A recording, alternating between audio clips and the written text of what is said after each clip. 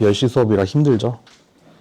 저희가 분반이 두 개가 있는데 하나는 월수가 있고 다른 하나는 울인데, 월수 수업은 몇 시냐 그러면은 오후 3시에 하거든요.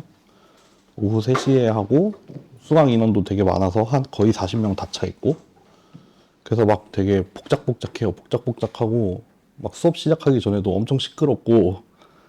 그런데 우리 보면 되게 썰렁. 아침이라 그런가 조용하고 그렇습니다. 네, 제가 항상 수업 시작할 때 이 수다를 떨어야 된다는 강박관념이 있어서 항상 수다를 떱니다. 좀 약간의 수다에 대한 약간의 강박관념과 약간의 개그 욕심 이런 거. 네, 그렇습니다. 오늘은 뭐를 할 거냐면요, 수학을 조금 리뷰를 하는 시간을 가지겠습니다. 리뷰 내지는 좀 돌아보기를 할 건데, 크게는 이제 리니어 알제브라랑 확률, 통계까지는 안 하고 확률을 조금 할 거예요. 근데 선형대수를 저 분반이 두 개여가지고 솔직히 말하면 어느 분반에서 무슨 얘기인지 기억이 잘 안 나는데, 선형대수를 사용한다는 건 두 가지 맥락에서 해요. 첫 번째, 얘네를 뭐라고 하면 좋을까? 일단 벡터와 행렬 자체가 기본적으로 숟가락이다. 이제 모든 수식은 변수가 그냥 스칼라가 아니라 행렬과 벡터로 나타나기 때문에 기본적으로 얘네는 알고 있어야 돼요. 얘네를 가지고 막 곱하고 더하고 막 트랜스포즈도 하고 그렇게 막 식이 나올 텐데, 그거를 기본적으로 할 줄 알아야 됩니다. 그냥 일단 이게 기본적인 내가 이 머신러닝을 썰어 먹을 때 필요한 수저입니다. 숟가락이고 포크고 나이프가 되고, 또 다른 의미로는 얘네 자체가 알고리즘이나 어떤 메소드가 되기도 해요. 근데 이거는 선형대수의 기본적인 내용보다는 뭐 리스트 스퀘어라던가 아니면은 SVD 같은 거를 사용을 해서 머신러닝의 어떤 것들을 하기도 하거든요. 근데 그거는 오늘 다루는 게 아니고, 오늘은 여기 이 1번 의미에서 그냥 벡터와 행렬이 뭐고 그거를 어떻게 쓰는지 뭐 그런 거를 조금 살펴보는 시간이 될 겁니다. 그리고 확률 같은 경우에는 솔직히 우리 수업에서 확률적으로 막 그렇게 깊이 있는 내용을 요구를 하진 않고, 그냥 기본적으로 오늘 하는 얘기를 그냥 알아듣는 정도면 되고, 다만 이제 수업 시간에 확률적으로 조금 의미 있는 얘기를 더 들어가긴 해요. 근데 그거는 이제 그거를 알고 있어라가 아니라 그거를 배우는 거니까 그냥 오늘 가지고 있는 정도에서 한 발짝 더 나가는 거라고 보시면 됩니다. 근데 그거 말고는 아마 기말고사 끝나고가 될 텐데, 중간고사 끝나고가 될 텐데, 그때 나오는 그 챕터 말고는 확률적으로 막 엄청 어려운 거를 요구하지는 않을 것 같아요. 그래서 오늘도 좀 방점을 두자면은 확률보다는 리니어 알제브라에 좀 더 방점이 있고요. 네, 오늘의 목표는 11시 반입니다. 11시 반을 넘기지 않아 보겠습니다. 네, 그렇게 시작을 하면 되겠죠? 네. 화요일에 건강검진한다고 휴강했잖아요. 방금 전에 검사지가 왔더라고요. 비만이래. 비만이래. 지난 여름방학 때 5kg가 쪘더니 체지방률이 늘었네. 그렇습니다. 시작할게요. 리니어 알제브라입니다. 무슨 얘기부터 시작을 하면 좋을까요? 여기도 그 얘기부터 합시다. 제 다른 수업을 들었던 분들은 항상 모든 수업이 이걸로 시작을 했었어요. 노테이션, 그죠? 노테이션을 정리하고 시작할게요. 노테이션은 크게 스칼라, 벡터, 그리고 매트릭스에 대한 얘네들을 어떻게 쓸 건지 약속을 하고 시작을 할 겁니다.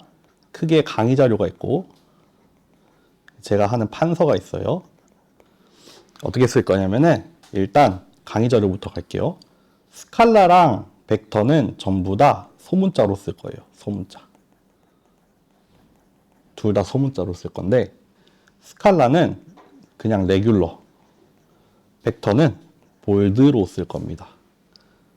그래서 끄덕끄덕 하시네요. 네. 레귤러랑 볼드를 가지고 스칼라랑 벡터를 구분을 할게요. 그리고 매트릭스는 대문자로 쓸 거고요. 이 수업에서는 뭘로 했지? 볼드로 쓸 겁니다. 볼드. 네. 인공지능 기초수학 때는 이거 볼드 아니었거든요. 근데 여기서는 볼드예요. 네. 그거 하나만 좀 달라져요. 근데 어차피 대문자라서 별 상관은 없어요. 이게 무슨 말이냐? 이제 막 수식이 막 나올 텐데, 막 복잡한 수식을 보고 있으면은 내가 지금 스칼라를 보고 있는 건지, 벡터를 보고 있는 건지, 매트릭스를 보고 있는 건지 사실 잘 모르거든요.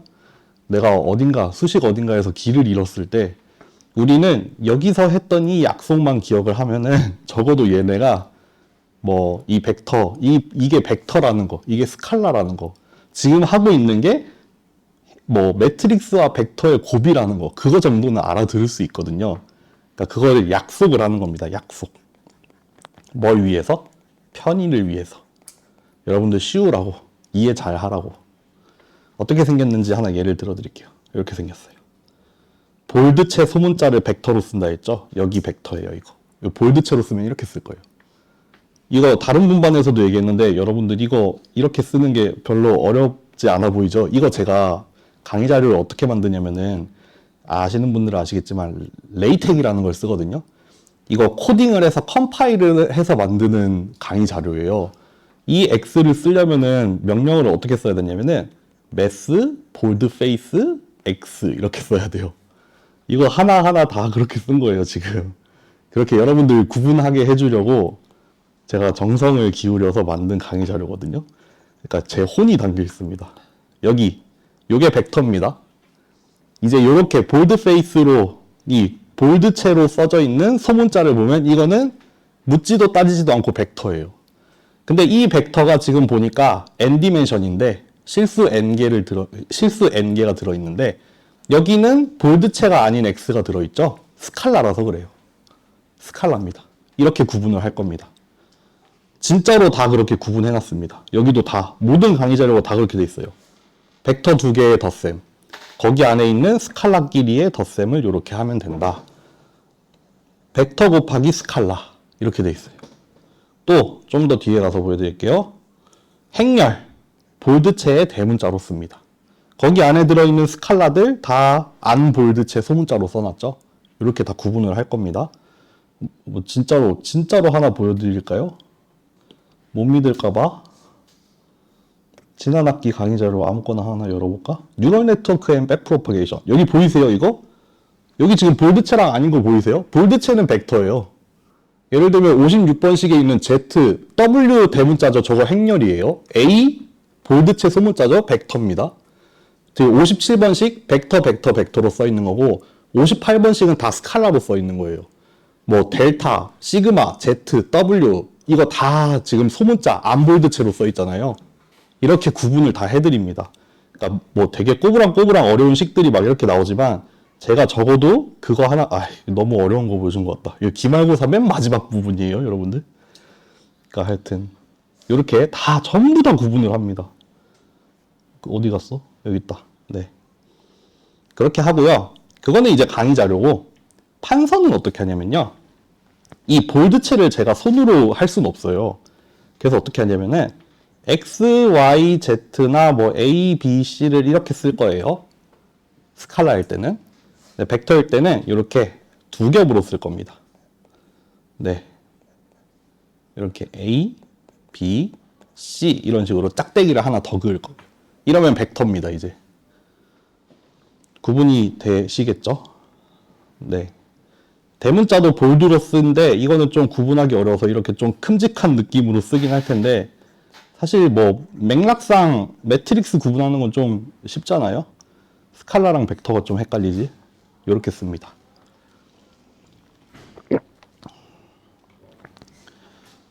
여러분들이 이런 노테이션을 시험 문제 풀 때 하실 필요는 없어요. 시험 문제 푸실 때는 그냥 마음대로 하세요. 제가 알아서 채점할게요. 이왕이면은 따라 해주면 좋겠지만 안 따라 해도 상관은 없습니다. 다만 제가 강의 자료 내지는 강의를 할 때 쓰는 거는 이거를 거의 무조건 지킵니다. 예외가 있으면 예외를 말합니다. 네. 됐죠? 넘어가도 될까요? 오늘 하는 이 리니어 알제브라랑 프로바빌리티에 대한 내용이 진짜 태어나서 강의 정전 기간이 끝났잖아. 태어나서 생전 처음 들어본다 라고 하면은 저희 수업을 듣기가 좀 어려울 거예요. 네, 오늘 이제 막 쭉 얘기를 할 건데 적어도 내가 어디서 한 번쯤은 다 들어본 얘기고 뭐 크게 뭐 조금 어려울 수는 있겠지만 그렇다고 아주 낯설지는 않아. 요 정도는 돼야 저희 수업을 들을 수 있다고 저는 생각이 들어요. 완전 생 처음 들으면은 뭐 듣지 못할 건 아니지만 고생문이 좀 화납니다. 네, 그렇게 생각합니다. 시작하겠습니다. 일단 벡터는 이렇게 쓴다고 말씀을 드렸는데 저는 강의 자료에서 벡터는 기본으로 컬럼 벡터라고 생각을 할 거예요. 벡터를 우리가 컬럼으로 쓸 수도 있고 이렇게 열로도 쓸 수 있고 이렇게 행으로도 쓸 수 있는데 저는 기본으로 말하지 않으면은 벡터는 컬럼으로 쓸 겁니다. 네, 이렇게 짝대기가 그어져 있어. 이런 애들이 나왔어. 기본적으로 컬럼입니다. 컬럼. 원컬럼짜리 벡터. 네. 그리고 이렇게 써놓으면 아시죠? 모르셔도 설명드릴게요. 이거는 실수의 집합을 나타내는 어떤 기호고, 이렇게 n이라고 하면은 실수로 된 n차원의 벡터의 집합이죠. 그러니까 간단하게 x는 이렇게 R에 n에 속해 있다라고 하면은 이거를 말로 풀어서 하자면은 x라는 애는 벡터인데 얘기하고 있죠 이미 짝대기 그었으니까 x는 벡터인데 실수로 되어 있고 그 안에 들어가 있는 값들이 실수고 차원은 n개야. 그거를 쭉 풀어서 쓰면은 말로 하자면은 그렇게 하지만 그냥 간단하게 수학적으로는 이렇게 쫙 써주면 됩니다.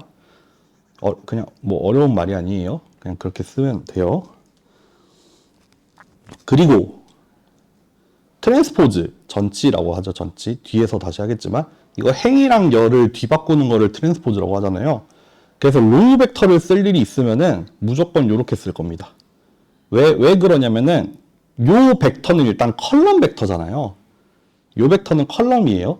우리가 x는 무조건 컬럼을 쓸 거라서 로우 벡터를 표현하고 싶을 때는 무조건 트랜스포즈를 해가지고 표현을 할게요.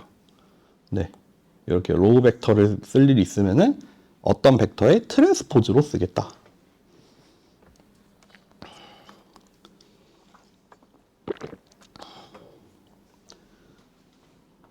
그리고 벡터라는 애에 크기라는 게 있죠. 크기.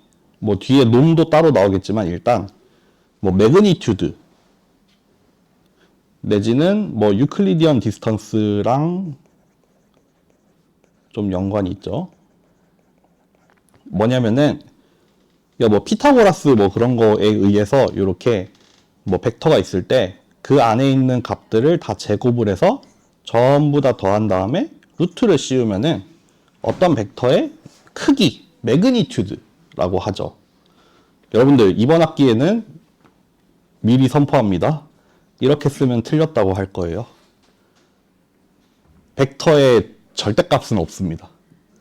벡터의 절대값은 없습니다. 만약에 여기서 말하는 이 벡터의 크기를 쓰고 싶으면 반드시 짝대기를 2개를 쓰십시오. 이거는 시험에도 짝대기 하나 그으면 틀렸다고 할 거예요. 2개 그으세요, 2개. 2개가 맞습니다. 정확하게 2개가 맞습니다. 벡터의 매그니튜드 어떻게 구해요? 하나만 예를 들어볼까요? 뭐 1, 2, 3, 마이너스 3 해볼까요? 얘의 크기를 구해라 라고 하면은 루트에다가 각각의 제곱을 해서 다 더하는 거. 그러면 얼마죠? 루트 14죠. 이렇게 구하면 됩니다. 이게 조금 의미가 있는 게 뭐예요? 예를 들어서 두 벡터. 이렇게 벡터가 2개가 있고 이 벡터 사이에 직선 거리를 구하고 싶어요. 그럴 때는 얘를 구하면 되죠. 두 벡터를 빼서 걔의 크기를 구하면 되죠. 그러면은 어떻게 되죠? 빼볼게요. 그러면은 빵 2, 마이너스 2 되네요. 그러니까 루트 4, 4, 8 이렇게 나오겠네. 그러면은 이 x라는 벡터가 얼마냐? 1, 2, 마이너스 3 요쯤에 x가 있을 거고 1, 0, 마이너스 1 뭐 요쯤에 있겠죠. y라는 애가 여기 있을 텐데 여기 두 개 사이에 이 직선 거리 두 개를 연결하는 가장 짧은 거리를 우리가 이렇게 두 벡터의 차이에 여기 지금 직선으로 연결한 이 벡터가 사실 x 빼기 y 벡터가 되잖아요. 두 벡터의 빼기 하면은 그 뭐 합성 해가지고 구하잖아요. 그렇게 해서 얻어진 이 벡터, 그러니까 요 벡터가 요거라는 말이죠. 그거의 유클리디언 디스턴스를 구하면은 두 점의 거리를 구할 수 있다. 를 써먹습니다. 언제? 대표적으로 K-민즈 클러스터링 할 때 상당히 많이 나올 겁니다. 네. 그렇고 뭐 크기가 이거 0을 이렇게 쓰면 안 되고 이거는 0을 이렇게 써야죠. 0 벡터니까. 어쨌든 크기가 0이 될 때는 if and only if 서로 동치로 해서 0 벡터일 때 오로지 0 벡터일 때만 크기가 0이 되고 크기가 0이면 무조건 0 벡터죠. 그거 말고는 다른 경우는 존재하지 않는다. 정도를 언급을 하겠습니다. 네.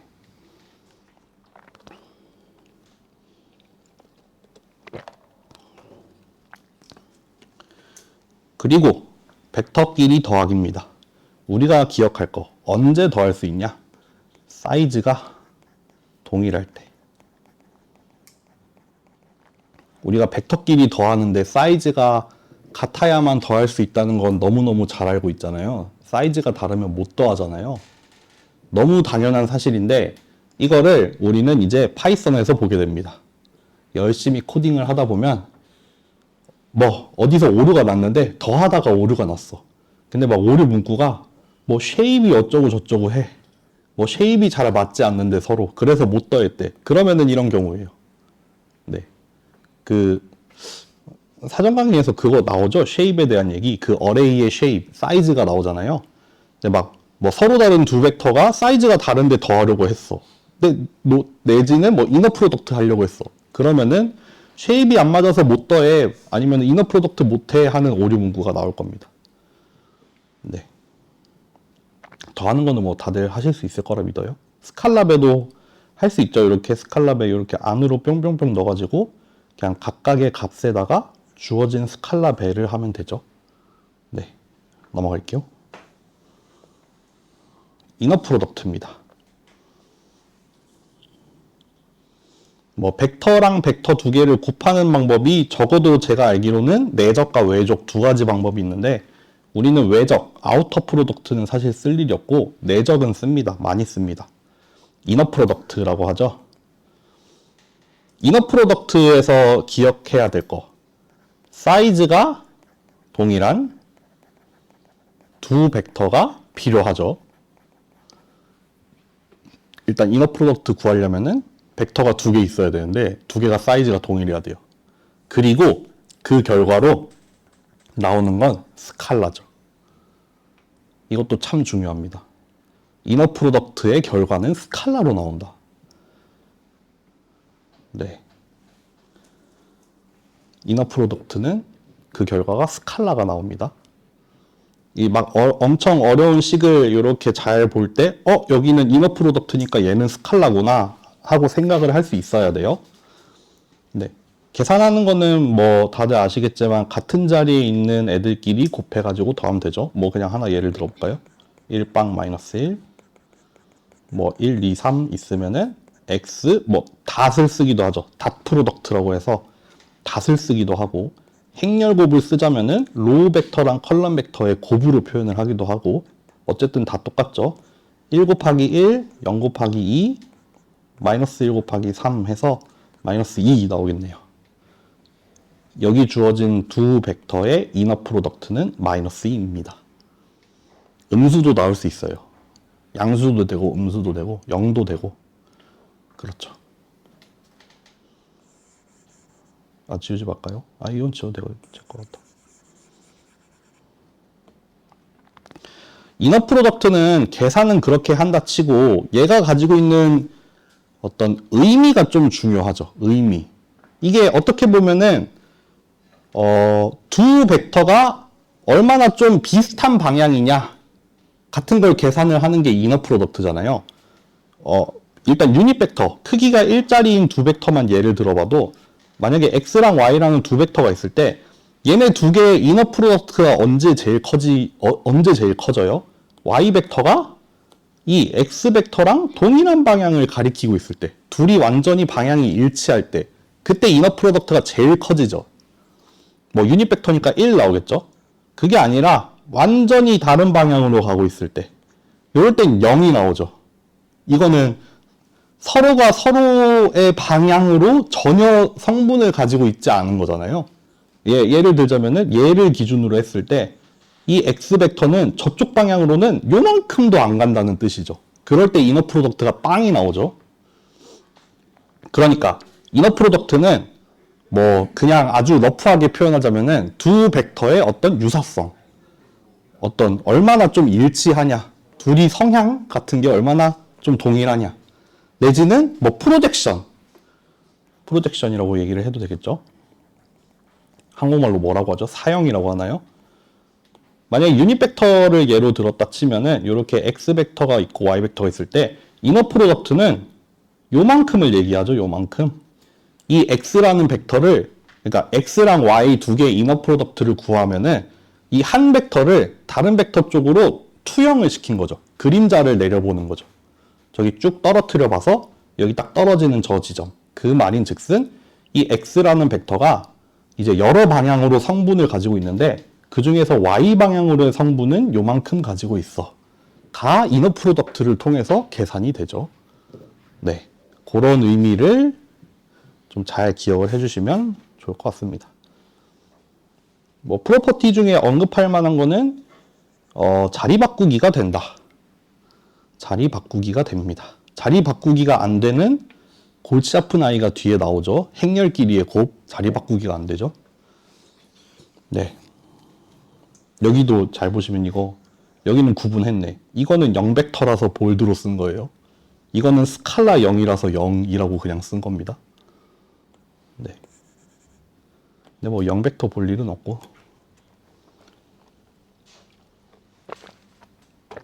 넘어가겠습니다. 벡터 놈. 뭐뭐 남았지? 벡터 놈, 매트릭스 멀티플리케이션. 벡터의 놈입니다. 결국에는 우리가 스칼라가 주어졌을 때 얘네들의 크기 비교는 할 수 있어요. 그쵸?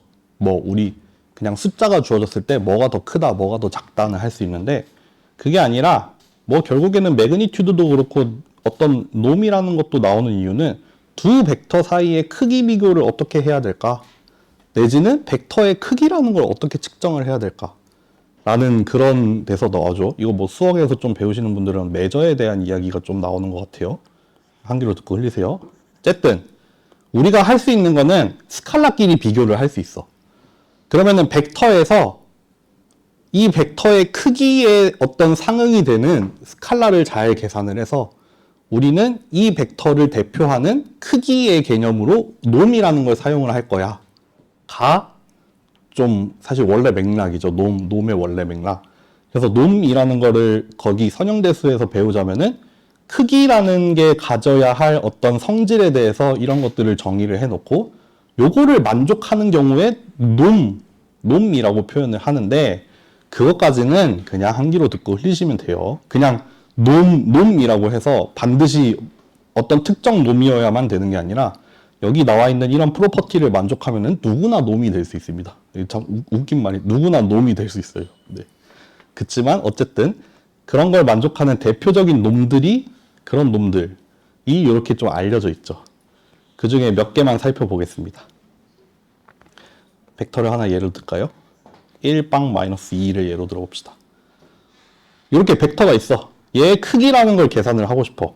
그 중에 크기는 크기인데 원놈이라는 종류가 있어요. 원놈. 놈 중에 원놈이라는 애가 있는데 얘는 어떻게 구하냐면요. 여기 안에 들어있는 벡터 안에 들어있는 값들의 절대값의 합입니다. 그것도 나름 벡터의 크기를 측정하는 방법이 되겠죠. 거기 안에 들어있는 거를 다 양수로 바꿔서 더하는 거.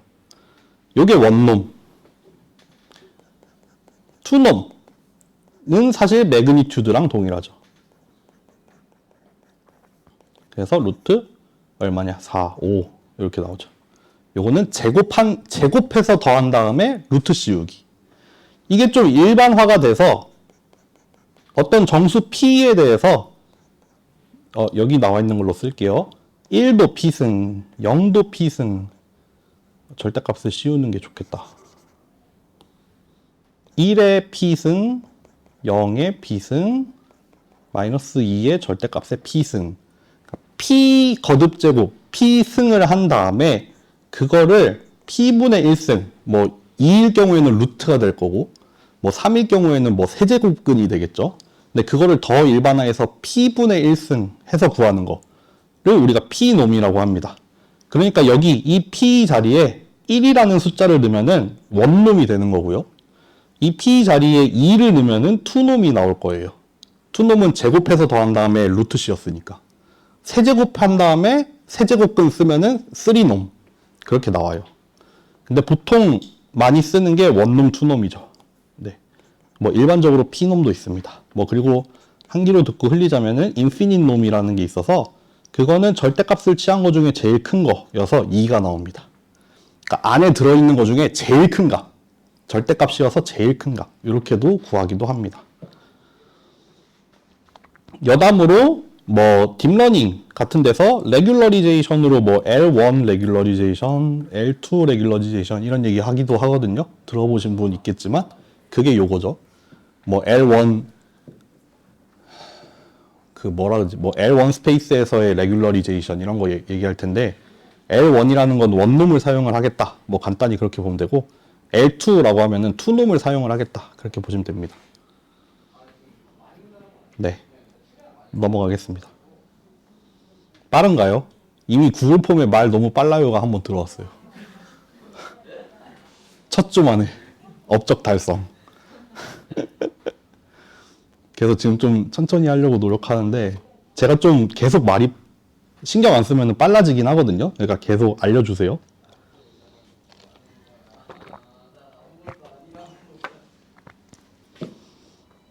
이거 다음이 매트릭스구나. 이거는 뭐 별건 아니고 뭐 자기 자신에 대해서 이너 프로덕트를 취하면 사실 투놈의 제곱이 나온다 그 얘기죠. 그러니까 투놈이라는 게 이렇게 생겼죠. x1, x2, 뭐 xn 제곱인데 이 투놈 여기까지가 투놈이죠. 근데 이 투놈을 제곱을 한다는 거는 여기 루트가 싹 사라지겠죠. 그러니까 요것만 이렇게 뿅 튀어나올 텐데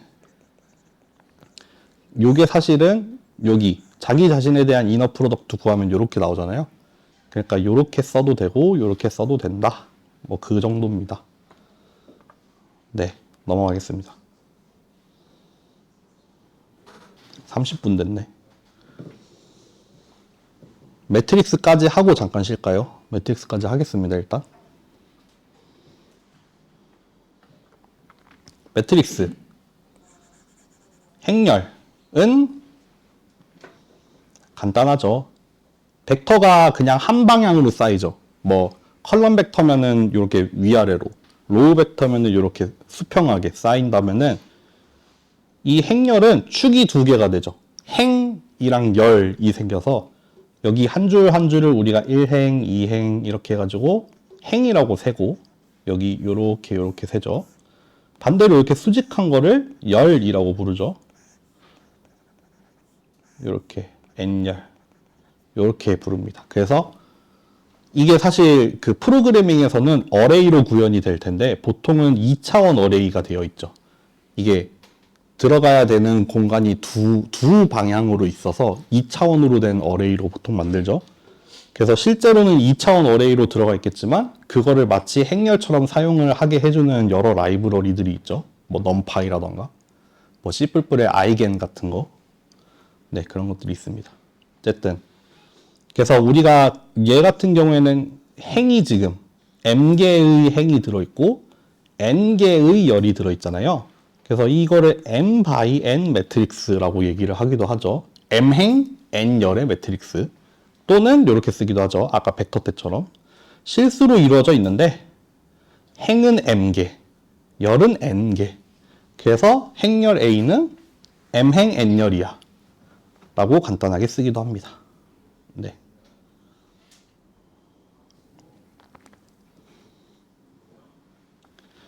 그리고 뭐 하나 언급할 만한 거는 아이덴티티 매트릭스가 있어서 아직 행렬곱을 얘기하진 않았지만 아이덴티티부터 얘기를 해보죠. 뭐 I라는 행렬은 일단 정사각형이에요.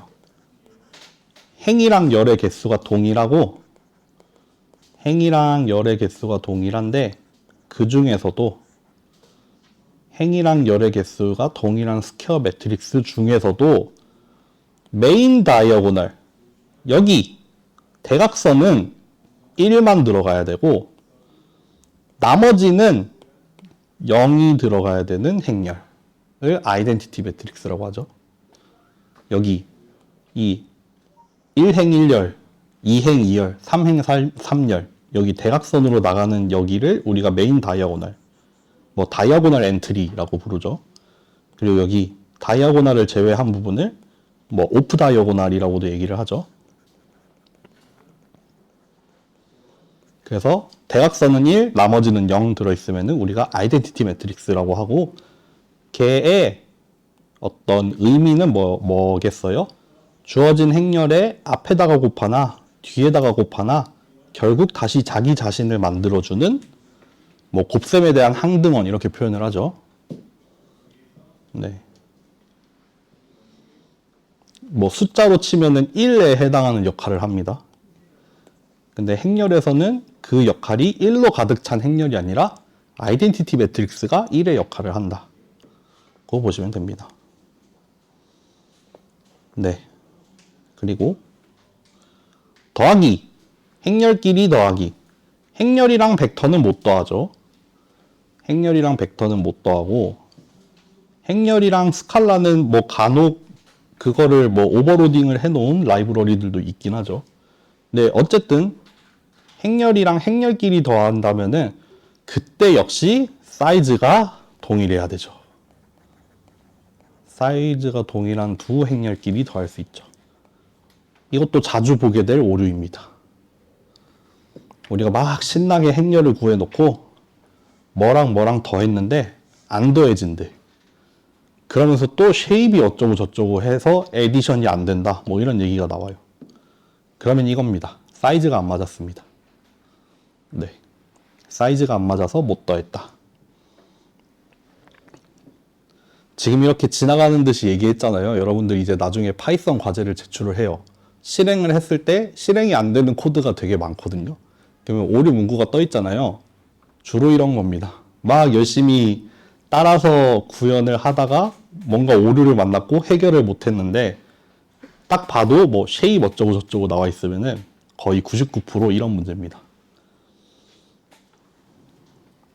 왜냐면은 막 이제 막 뒤에서 나올 때 막 식 같은 게 되게 복잡하게 나오는데 결국 노테이션도 그렇고 노테이션도 그렇게 약속을 하는 이유는 뭐냐면은 지금 얘네들이 벡터인지 행렬인지 만약에 벡터나 행렬이라면은 얘네의 사이즈가 뭔지를 헷갈리지 않으면은 그것만 해도 그 식을 잘 이해할 수 있거든요.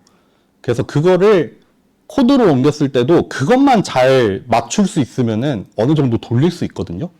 그래서 자꾸 반복해서 좀 말씀을 드리는 것 같아요. 네. 그리고 전치, 트랜스포즈. 이거는 뭐예요?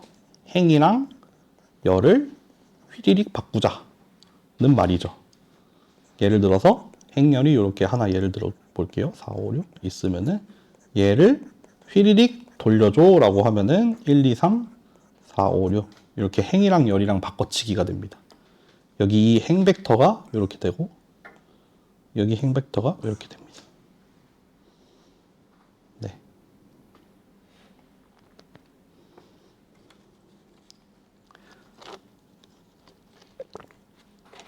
넘어갈게요. 여기가 중요합니다. 여기가 조금 중요합니다. 이거 하기 전에 이거부터 합시다. 만약에 주어진 행렬이 이렇게 있으면은 1, 2, 3, 4, 5, 6 있으면은 우리가 이 행렬을 쪼갤 수가 있죠. 이 행렬을 이제 여러 개의 벡터로 쪼개버릴 수가 있어요. 첫 번째로는 행 바이 행으로 쪼개서 얘네들을 로부터 행 벡터를 추출을 할 수도 있죠. 또는 열 바이 열로 쪼개서 열 벡터를 추출할 수도 있어요. 이때 이렇게 추출한 벡터를 A의 행 벡터라고 부르고 이렇게 추출했을 때 A의 열 벡터라고 불러요. 무슨 말이냐? 요거부터 해보겠습니다. 이 A를 이렇게 A1, A2라고 이렇게 쪼개볼게요. 지금 행이 두 개가 있잖아요. 행이 두 개가 있으니까 행 벡터가 두 개가 나올 거고, 굳이 여기에 이렇게 짝대기를 쓴 거는 내가 지금 이 행을 담당하고 있어 라고 이렇게 그냥 표시만 해준 거예요. 내가 지금 이 구역의 행 담당이야, 이런 느낌. 그러니까 요게 1, 2, 3, 4, 5, 6이란 말은 A1이라는 벡터는 1, 2, 3이라는 로우 벡터, A2 트랜스포즈는 4, 5, 6이라는 두 번째 로우 벡터가 된다는 말이죠. 이렇게 주어진 행렬을 행 바이 행으로 나눠가지고 두 개의 벡터를 추출을 해내고, 그거를 각각 A의 첫 번째 행 벡터, 두 번째 행 벡터 이렇게 부릅니다. 마찬가지로 열 바이 열로 쪼개자라고 하면은 세 개가 나오겠죠. 이렇게 세 개가 나올 거고, 이때 A1이라는 애는 1, 4, A2라는 애는 2, 5, A3라는 애는 3, 6 이라는 세 개의 컬럼 벡터가 탁탁탁 튀어나오겠죠. 그래서 이 세 개를 A의 열 벡터다 라고 부를 겁니다.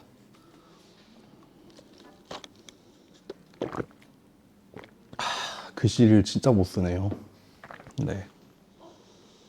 미안해. 내가 막 종이 질감 필름도 붙여보고 막 펜촉도 바꿔보고 했는데 일단 서서 쓰면 너무 못 써요. 앉아서 쓰면 그나마 좀 낫거든요. 근데 서서 쓰면 진짜 내가 봐도 심각하더라고. 그렇습니다. 넘어가겠습니다. 그래서 행렬곱입니다. 행렬끼리 곱. 행렬끼리 곱하는 거 처음 들어보시는 분은 없으리라 믿어요. 있나요? 없겠죠? 행렬끼리의 곱은 맨날 이렇게 얘기해요. 언제 곱할 수 있냐? 언제 곱해짐? 그리고 곱하면 사이즈가 뭐임? 이게 첫 번째 중요한 문제고, 두 번째는 그래서 계산은 어떻게 함? 요거죠, 요거. 예를 들어 봅시다. A랑 B가 있어서 요 순서로 곱할 거예요. 근데 3x 2랑 2x 5짜리가 있고 3x 4랑 3x 4가 있고 뭐 해볼까? 2x 3이랑 3x 6이 있고 또 뭐 해볼까? 2x 3x 4. 여기 중에서 곱할 수 있는 거는 뭐죠? 1, 2, 3, 4 중에 곱할 수 있는 거. 뭐일까요? 1번 곱해지나요? 1번 곱해지죠. 2번은 안 곱해지죠. 3번은 되죠. 4번은 안 되고. 뭐가 중요해요? 여기가 중요하죠. 얘랑 같을 때 곱할 수 있죠. 그러니까 얘는 되고 얘는 안 되고 얘는 되고 얘는 안 됩니다. 그리고 그렇게 곱했을 때 결과로 얻어지는 애는 3x 5가 나오죠. 왜 3x 5가 나와요? 요거 바이 요거가 나오죠. 또 2x 6으로 나오죠. 2x 6으로 나옵니다. 이때는 못 곱하고.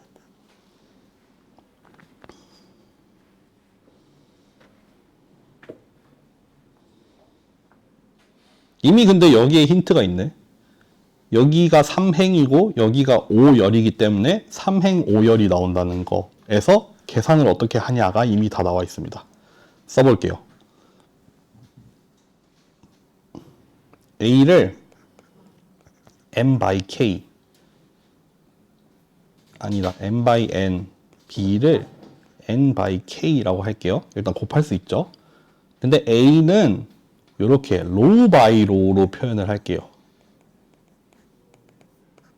그러면 m개가 있죠. m개. 마찬가지로 B를 이렇게 쓸게요.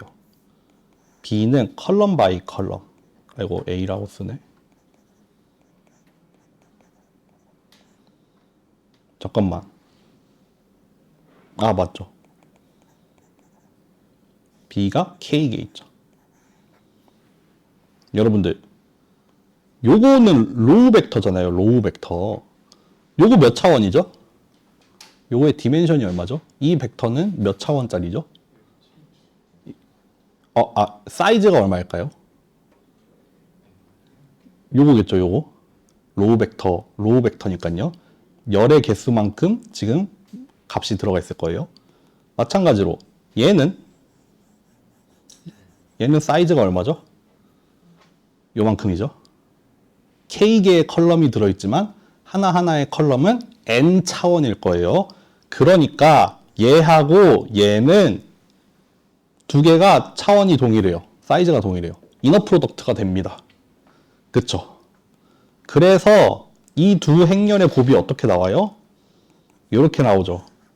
1행 1열, 지금 M행 K로 나와요. M행 K로 결과가 나올 텐데 여기 1행 1열에는 뭐가 나와요? A1이랑 B1이랑 내적한 거. 요거랑 내적한 거. 또 여기 이 자리 2행의 1열이죠. A2랑 B1 2행의 1열 자리에는 두 번째 행이랑 첫 번째 열이랑 이너 프로덕트 한 거예요. 그 밑에는 세 번째 행 벡터, 첫 번째 열 벡터. 이렇게 쭉쭉쭉쭉 들어갑니다. 그렇게 해서 제일 마지막에는 요거랑 이너 프로덕트 한 거가 들어가죠. 이제 그 옆줄에는 그 옆줄 똑같이 마찬가지인데 이번에는 B2하고 하죠. A2, B2, A3, B2, 쭉쭉쭉 AM, B2. 이게 이너 프로덕트잖아요. 그러니까 다 스칼라예요, 스칼라. 스칼라가 하나하나 튀어나오는 거를 여기 자리에다가 하나하나 넣는 건데 여기 중에서 예를 들어 3행 2열이라고 치면은 A의 세 번째 행 벡터랑 B의 두 번째 열 벡터랑 이너 프로덕트를 취한 값을 3행 2열에 넣으면 됩니다. 네, 그렇게 계산이 되죠. 그래서 진짜 간단하게 쓰면 이렇게 생기죠. A라는 행렬과 B라는 행렬을 곱해서 그거의 ij번째, i행 j번째 값을 써보라 라고 하면은 A 행렬의 i번째 행 벡터랑 B 행렬의 j번째 열 벡터 그 두 개의 이너 프로덕트라고 얘기를 하면 됩니다. 요렇게 쓰면 행렬 곱 다 쓴 거죠. 그쵸? 근데 이제 이거를 또 썸메이션으로 다 풀어서 쓰면은 AI의 K번째라 씁시다. K번째 스칼라랑 BJ의 K번째 스칼라를 곱해서 얘를 다 더해라. 이렇게 쓰면 되죠. 이너 프로덕트를 풀어서 썼을 뿐이에요.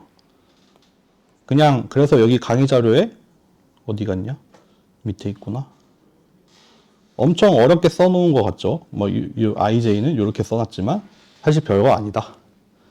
이 두 개의 곱의 i행 j번째 값은 A의 i번째 행 벡터, B의 j번째 열 벡터를 이너 프로덕트를 취해라 가 됩니다.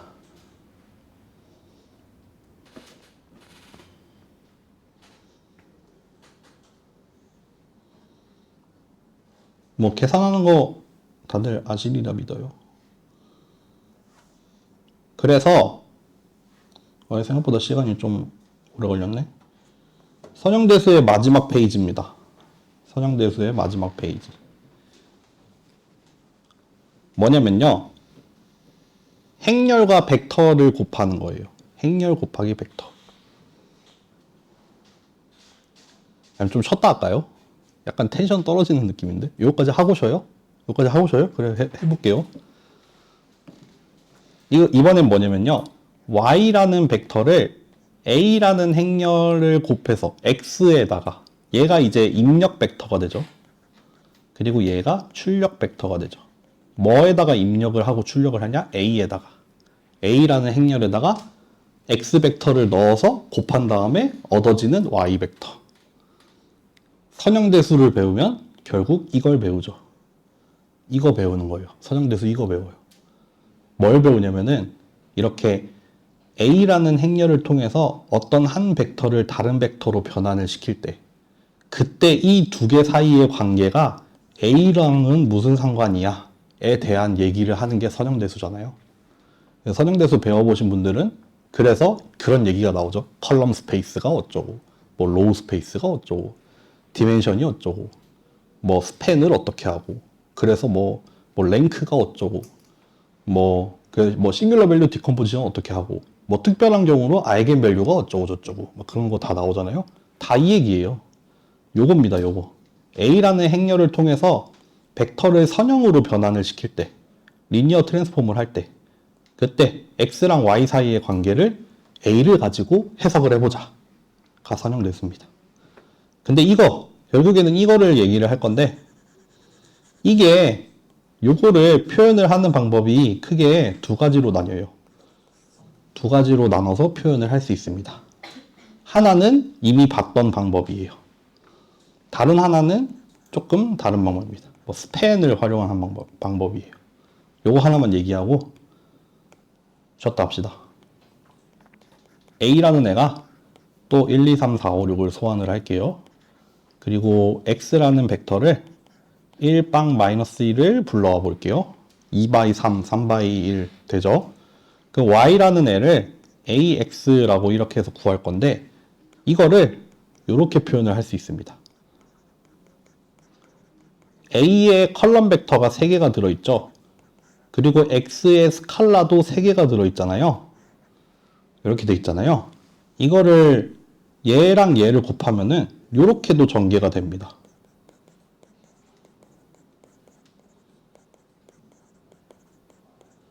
이렇게도 전개가 됩니다.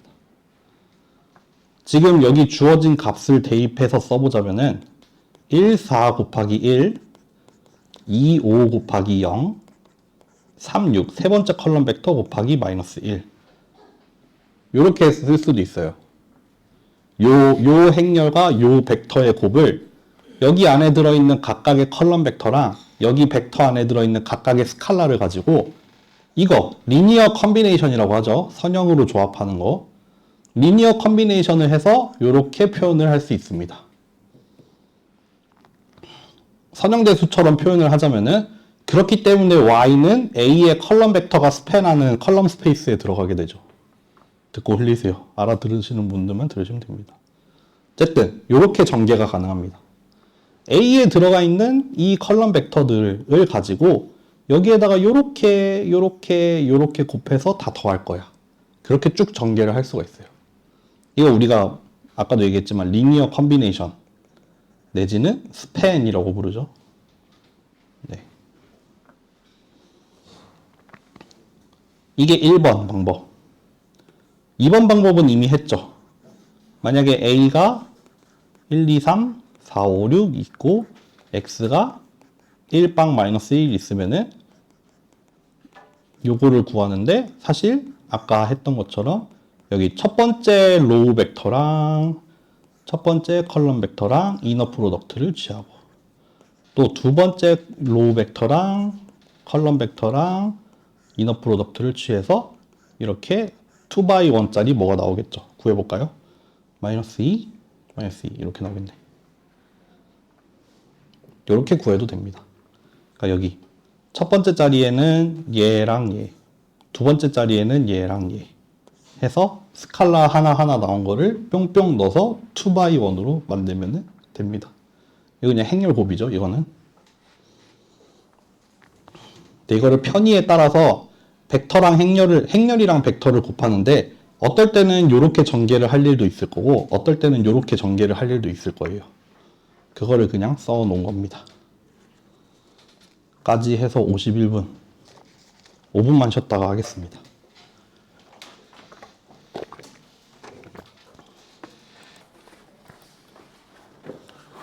그 기출을 올려드렸어요.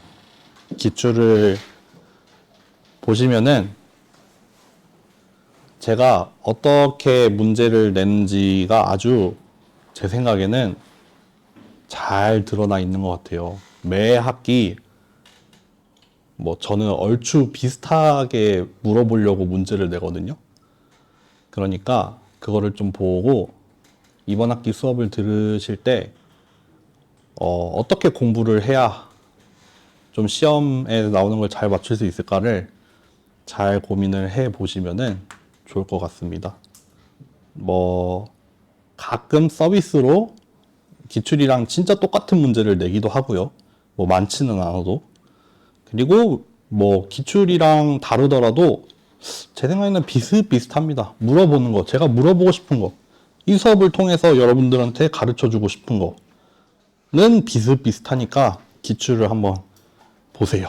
그리고 기출이 막 듣기로는 막 사고 팔기도 하고 그런다고 하더라고요. 근데 저는 그건 좀 아니라고 생각을 하는 주의여서 기출을 가지고 있을 거면은 다 같이 똑같이 가지고 있던가 아니면 다 같이 모르던가 하는 게 공평하잖아요.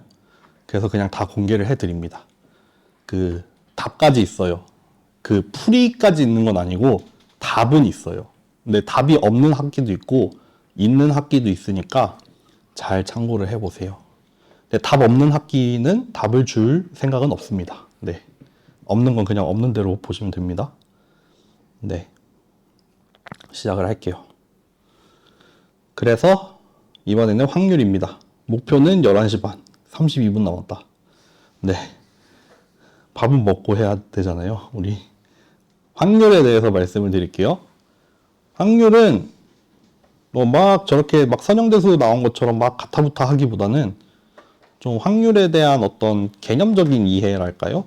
그런 거를 조금 다지고 가는 그런 시간이 될 거예요. 이거 오늘 하는 확률 얘기가 뭐 우리 수업 때 엄청 막 많이 활용이 되지는 않겠지만 그냥 하는 김에 겸사겸사 확률이라는 게 좀 제 생각에 좀 특이한 것 같거든요. 확률. 그래서 그거에 대한 좀 느낌을 어떻게든 전달을 해보려고 노력을 하겠습니다. 네, 일단 확률 변수에 대한 내용입니다. 변수라고 하면은 여러분들 여기 한정으로 대문자는 확률 변수입니다. 여기는 볼드체 이런 거 안 나와요. 다 스칼라만 나올 거예요. 여기서만. 변수라고 하면은 우리가 딱 정해진 게 아니라 뭔가 변할 수 있는 어떤 숫자를 변수라고 하잖아요. 그래서 모르니까 이렇게 알파벳 같은 걸 놓잖아요. 뭐가 될지는 아직 모르겠고 그거를 지칭을 하려고 이렇게 변수 x라고 하는데 값이 막 달라질 수 있어. 값이 어떤 범위 안에서 막 달라질 수 있는데 그 중에서도 우리가 확률 변수라고 하면은 그 달라질 수 있는 값들이 있는데 걔네들이 무작위로 나타나요. 일단 딱 하나로 어떻게 결정을 하려면은 뭔가 관측을 통해서 샘플링을 해야 되죠.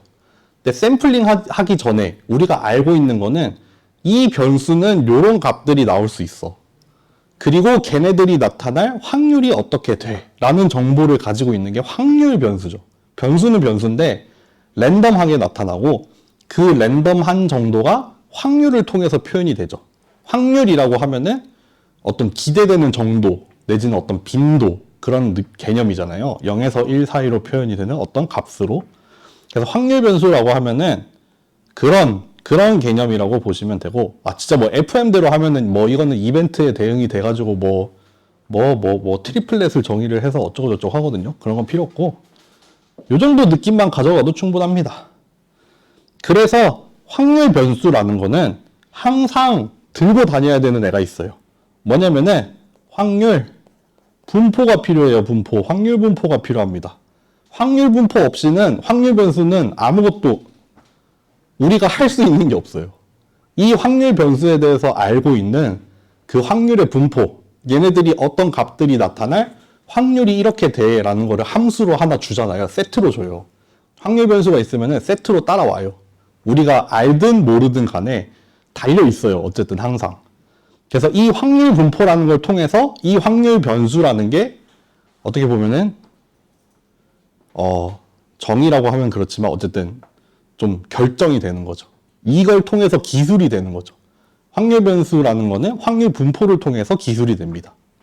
그래서 우리가 뭔가를 하려고 할 때, 예를 들어서 이 확률 변수의 기대값을 구한다고 합시다. 확률 변수가 막 여러 개의 값으로 나타날 수 있는데 우리가 진짜 평균적으로 여기서 얼마 정도 기대할 수 있어. 그런 거 측정을 하려면은 확률 분포를 가지고 와서 측정을 하잖아요. 어떤 값이 나타날 확률이 얼마니까 이렇게 계산을 해서 기대값이 얼마다 이렇게 계산을 하듯이 뭔가 하려면 확률 분포가 반드시 필요합니다. 그래서 세트로 따라다닌다. 그래서 이 확률 변수라는 거를 규정을 해주는 확률 분포가 있을 거다. 그 얘기가 참 중요합니다. 근데 이 확률 분포, 영어로는 디스트리뷰션이라고 하는데 확률 변수가 있으면 확률 분포는 항상 존재를 하고요. 이게 때에 따라서는 그 질량 함수, probability mass function 또는 때에 따라서는 probability density function, 밀도 함수로도 표현이 되지만 그게 안 되는 경우도 많습니다. 항상 되지 않아요.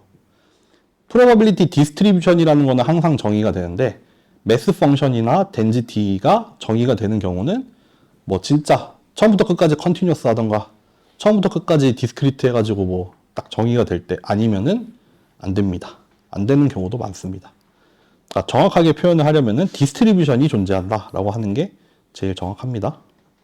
그래서 뭐 discrete random variable, continuous random variable 예를 들면서 mass function, density function 얘기하지만 뭐 그거는 대충 그렇게 하고 넘어가면 되고요. 여기에 안 속하는 경우도 있습니다. discrete 하지도 않고 continuous 하지도 않은 그런 랜덤 베리어블도 사실 존재할 수 있습니다. 그게 중요한 게 아니에요. 이제 컨디셔널 프로버빌리티, 조건부 확률에 대해서 얘기를 해보죠. 조건부 확률에서 너무 사실 확률이 좀 그래요. 확률은 따지고 보면 너무 당연한 얘기야. 따지고 보면 너무 당연한 얘기인데 너무 당연한 얘기를 너무 당연하게 하고 있는데 거기에서 뭐가 있다는 식으로 자꾸 얘기를 해서 너무 이해하기가 어려워요. 뭐냐면 조건부 확률. 중요한 거는 딱 두 개입니다. 조건이 주어져요. 첫 번째, 조건이 주어집니다. 얘는 일단 일어났어요. B는 이미 일어난 일입니다. 일어나 버렸어요. B는 일어나 버렸고 그 중에서 우리가 확률, PR이라고 딱 써놨잖아요. 뭐에 대한 확률을 평가할 거예요. 어떤 거에 대한 확률을 구할 건데 지금 이 조건부 확률에서 구하고 싶은 이 확률의 주인공은 누구냐면요. A예요, A. A의 확률입니다. 예를 들어서 설명을 드릴게요. A가 일어날 확률을 구하는데 그냥 일반적인 상황에서 A가 일어날 확률을 구하는 게 아니라 B가 일어났을 때 A가 일어날 확률을 구하는 거예요. 그러니까 얘를 구하려면은 전체 경우의 수는 일단 B가 일어났어요. 그러니까 전체 경우의 수는 B가 일어났을 때가 전체 경우의 수가 되고 분자로 들어가는 거는 그래서 A랑 B가 동시에 일어났을 때가 분자로 들어가는 거죠. B는 일어났고 그 중에서 A도 일어날 확률이니까 전체 B분의 A, B 동시에 일어났을 때가 됩니다. 하나 예를 들어 봅시다. 코로나 백신을 예로 들어볼게요. 백신을 맞고 안 맞고가 있어요. 이거 이어서 독립까지 갈 겁니다. 그리고 코로나에 걸릴 수도 있고 안 걸릴 수도 있어요.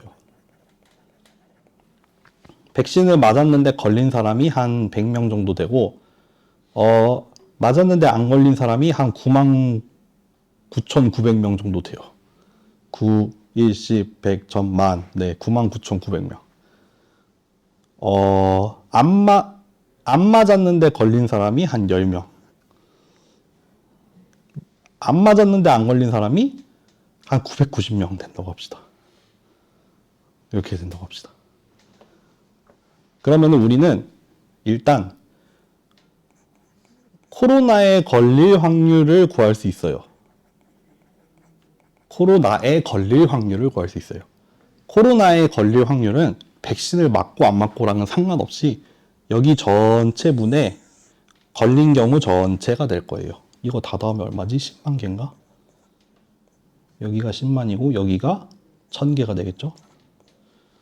그러면은 코로나에 걸리는 전체 경우의 수를 구하라라고 하면은 요거 분의 요거가 되겠죠. 전체 경우의 수 10만 1000명 중에 코로나에 걸린 경우의 수 110명. 요게 코로나에 걸릴 확률이겠죠. 백신을 맞았는지 안 맞았는지는 따지지 않을 거예요. 그거는 모르겠고 그래서 그거랑 상관없이 코로나 걸릴 확률이 얼마야? 를 물어보면 이렇게 구해야 돼요. 근데 코로나에 걸릴 확률인데 백신을 맞았을 때 코로나에 걸리긴 걸렸는데 백신은 맞았어. 그럼 전체 경우의 수는 요게 돼요. 지금 여기에 해당되는 게 요게 되죠. 10만 명.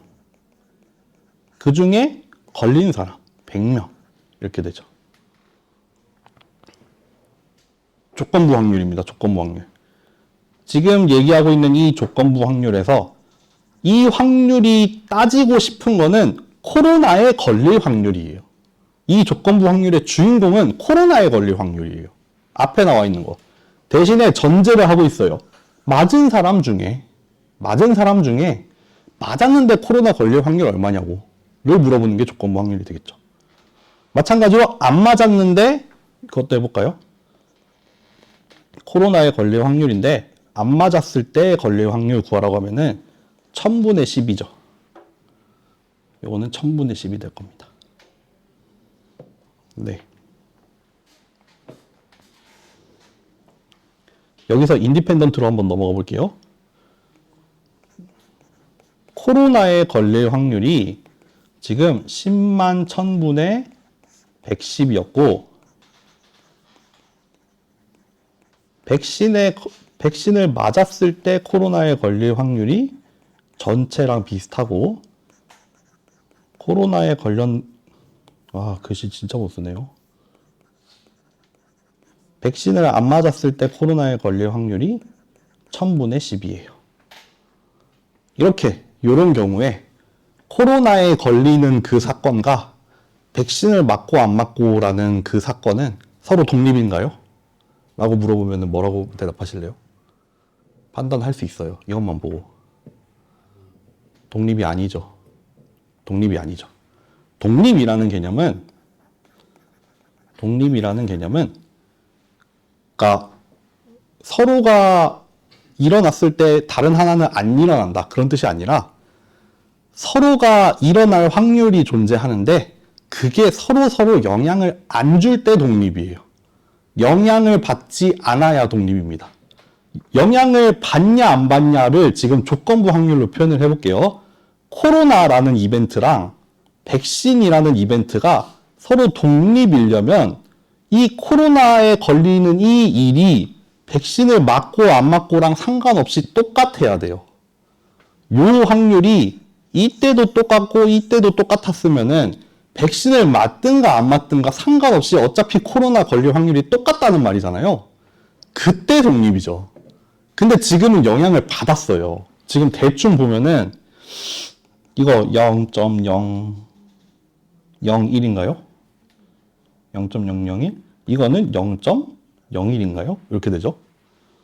영향을 받았어요. 10배 정도 차이 나요. 제가 예를 든 이 세상에서는 백신을 맞고 안 맞고에 의해서 코로나에 걸릴 확률이 10배가 달라집니다. 독립이 아니라는 말이죠. 영향을 줬으니까요. 그렇게 설명을 할 수가 있습니다. 네. 그러니까 독립이라는 말이 절대 이 두 개가 겹쳐서 일어날 확률이 없다 이런 말이 아니에요. 서로가 서로한테 영향을 주지 않는다가 포인트입니다. 그래서 독립일 때 일단 제일 기본적으로 쓰는 거 두 사건이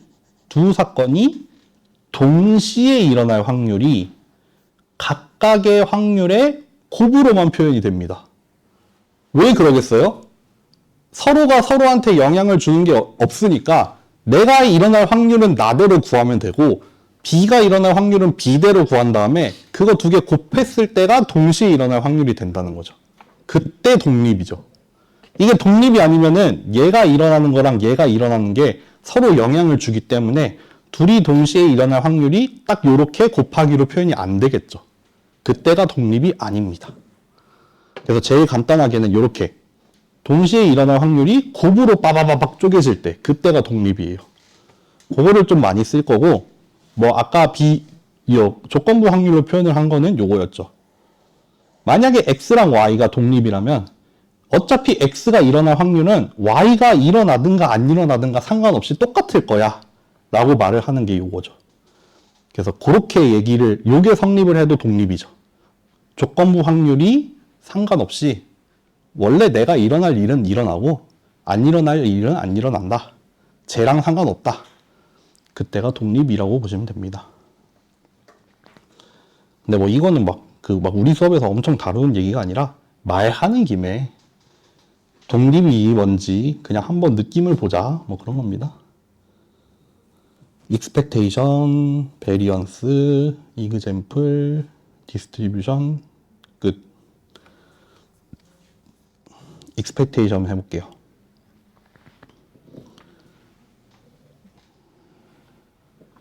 생각보다 빨리 끝날 것 같은데요.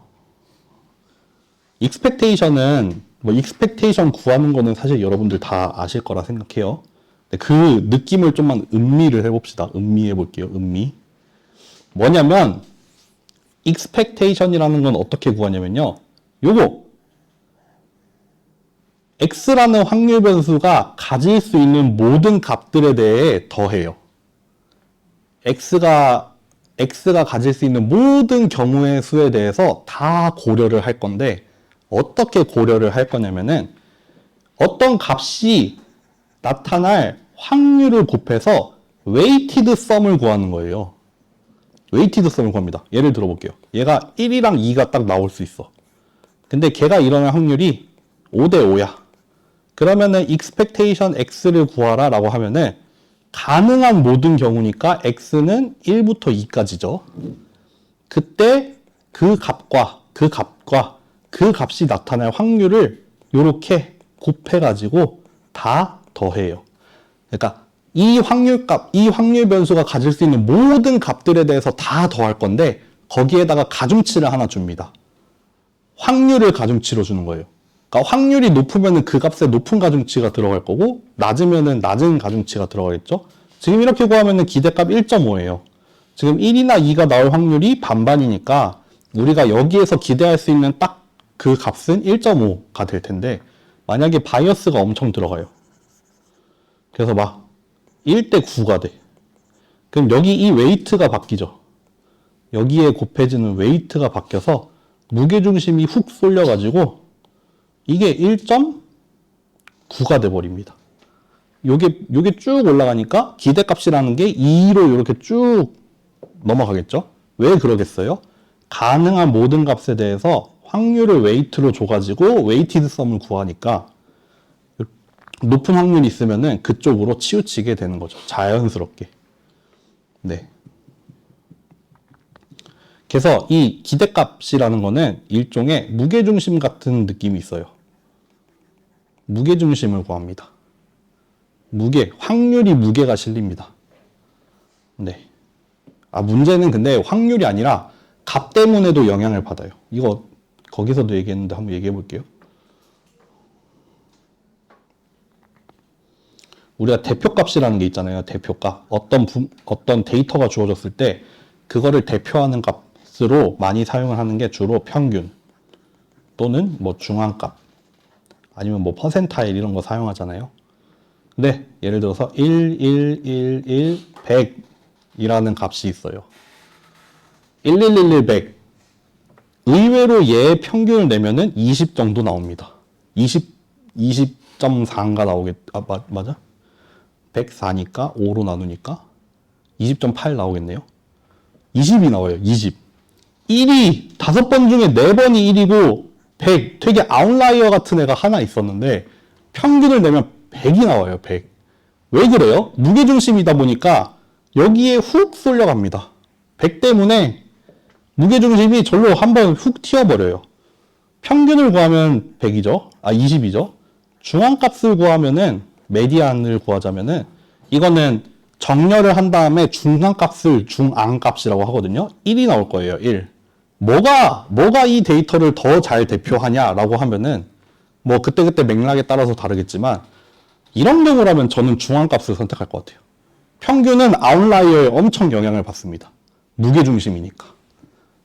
이거 다른 분만에서 했던 얘기예요. 미국에 있는 대학교 중에 평균 연봉이 제일 높은 학과가 진짠지 모르겠는데 마이클 조던이 나온 학과래요. 자기 혼자 연봉이 엄청 높잖아. 평균을 내면은 마이클 조던 아저씨 때문에 평균 연봉이 엄청 높아진다 이거죠. 뭐 그런 얘기가 진짜인지 모르겠는데 있더라고요. 그러니까 평균이라고 하면은 그런 게 있습니다. 어쨌든 그게 있고, 이 다른 얘기는 그분 반에서 했는데 우리 부문도 할까 말까 고민이 되네. 해볼게요. 한번 해보겠습니다. 이거는 조금 어려운 얘기가 될 수 있어요. 이 확률에 대한 이런 얘기 어디 가서 딴 데 가서 듣기 쉽지 않은데 정말 이 내공이 있어서 하는 얘기들입니다. 제가 확률 수업은 진짜 많이 들었거든요. 한번 얘기해 볼게요. 잘 듣고 잘 흘려 들으세요. 기대값을 취한다는 거는 여러분들 x에 대해서 기대값을 취하게 되면은 그 결과로 얻어지는 거에 x는 더 이상 존재하지 않게 돼요. 왜냐하면은 x에 대해서 기대값을 취해버리면은 x에 대해서 기대값을 취하면은 이 x라는 게 확률 변수니까 여러 개의 값들이 랜덤하게 나타나는 변수예요. 근데 기대값을 취한다는 거는 여기에다가 확률 분포를 빡 찍어버린 다음에 얘가 평균적으로 나올 만한 값으로 바꿔버리는 거잖아요. 그러니까 그 결과로 얻어질 때, 여기에서 결과로 얻어질 때 x는 이제 사라져요. x라는 어떤 무작위성을 기대값이라는 걸로 대체를 해버리는 거죠. 그러니까 이게 만약에 변수가 여러 개 들어있는 수식인데 거기에서 x에 대해서 expectation을 취하면은 변수 x는 거기서 사라집니다. x가 가지고 있는 그런 변동성 대신에 기대값이라는 걸로 x를 날려버리는 효과가 있어요. 어렵죠? 그런 의미가 있습니다. 그런 경우 우리 수업 시간에 안 나올 거예요. 안 나올 테지만 뭐 예를 들면은 컨디셔널 익스펙테이션을 어디서 배워보셨는지 모르겠는데 컨디셔널 익스펙테이션 취하면은 y에 대한 함수로 바뀌잖아요. x는 사라져요. x는 더 이상 없어요. 여기에 x에 대해서 날아가 버리니까 뭐 정확히 표현하면 이렇게 해야겠죠. 뭐 그런 게 있는데 하여튼 익스펙테이션을 취한다. 그러면은 내가 그 익스펙테이션 기대값을 취하고 싶은 그 확률 변수는 이제 없다. 기대값이라는 걸 이용을 해서 더 이상 이렇게 표현하면 좀 그런데 더 이상 고려하지 않겠다. 여기에 x가 가지고 있는 확률 분포를 갈아 넣어서 얘는 이제 치워버리겠다. 그런 의미가 됩니다. 그렇잖아요. 뭐 예를 들면은 인테그랄 이거 지금 디스크리트 하니까 이렇게 썼지 프로버빌리티 덴시티인 경우에는 이렇게 나오잖아요. 이거 인테그랄 취하면은 x라는 거 이제 없잖아요. 가능한 모든 경우에 대해서 다 더하잖아요. 그러니까 사라집니다. x는 사라집니다. 어려운 얘기입니다. 네, 근데 여러분들이 막 머신러닝을 배워서 이거 좀 재밌다. 그래서 좀만 더 깊이 있게 들어가 보겠다 라고 하면은 이제 확률도 좀 어드밴스드 된 그런 걸 쓰기 시작하거든요. 그때 반드시 통과하게 될 어떤 개념입니다. 네, 그래서 미리 좀 얘기를 드릴게요. 뭐 베리언스 이런 거 굳이 얘기할 필요 없을 것 같고 뭐 예를 들어서 구하는 것도 여러분들이 그냥 적당히 해보세요. 마지막으로 요거 하고 끝낼게요. 여기 베이지 티어렘 요것도 중간고사 이후에 우리가 만날 일이 있습니다. 베이지 티어렘 진하게 한번 할 겁니다. 네, 디스트리뷰션 하고 끝내겠습니다. 디스트리뷰션 첫 번째 유니폼 디스트리뷰션 요거는 디스크리트한 케이스긴 한데 뭐냐면은 모든 경우의 확률이 동일할 때 예를 들면 동전 던지기가 5대 5일 때 주사위 던지기가 전부 다 6분의 1일 때 그럴 때 유니폼 디스트리뷰션이죠. 모든 경우의 확률 분포가 동일할 때 그래서 뭐 가능한 경우의 수가 n개가 있으면은 그 가능한 모든 n개의 경우의 수에서 확률이 n분의 1일 때 그때 우리가 유니폼 디스트리뷰션이라고 합니다. 우리 기초수학 때 엔트로피 했었나요? 했죠. 그쵸. 우리 이번 수업에서도 그거 다시 할 건데, 이거 일단 유니폼 디스트리뷰션 자주 나오긴 하지만, 뭐 무작위성이 가장 높은 디스트리뷰션이다. 이런 얘기 하거든요. 스포일러로. 그때 또 한번 유니폼 하다는 게 뭔지 느껴볼 시간이 있습니다. 네. 미리 밑밥을 깔게요. 그리고 마지막 가우시안 분포입니다. 가우시안 분포는 참 의미가 많죠.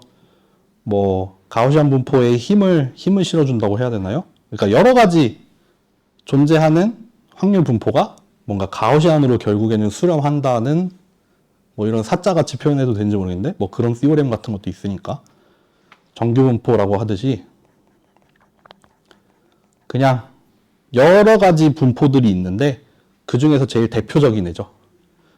뭐 특별한 이유가 없으면은 일단 정규 분포를 대표 선수로 내는 게 합당하다. 그렇게 얘기를 해보면 되죠. 그래서 정규 분포는 이 모양이 이미 알려져 있죠. 이 모양 정도는 알아두세요. 그래서 얘를 x에 대해서 그림을 그려보면은 이런 모양으로 생기게 되죠. 이렇게 약간 종 모양으로 돼서 여기 평균을 중심으로 하고 얘가 퍼지는 정도가 분산에 의해서 결정이 되죠. 분산이 만약에 작아지면은 이렇게 더 가운데에 가깝게 몰리게 되고 분산이 커지면은 이렇게 펑퍼짐하게 나오는 이런 모양이 되죠.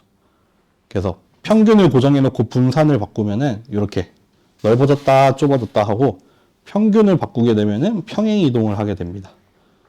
그래서 이 정규 분포라는 애는 두 개의 파라미터를 가지고 결정이 되는데 평균이랑 분산이 주어지면은 요거를 이용을 해서 그릴 수 있는 뭐 probability density 펑션이 되죠. 네. 그렇습니다. 까지 하고 궁금하신 거 있는지 한 번만 살펴보세요. 저는 오늘 할 얘기를 한 번만 돌아볼게요.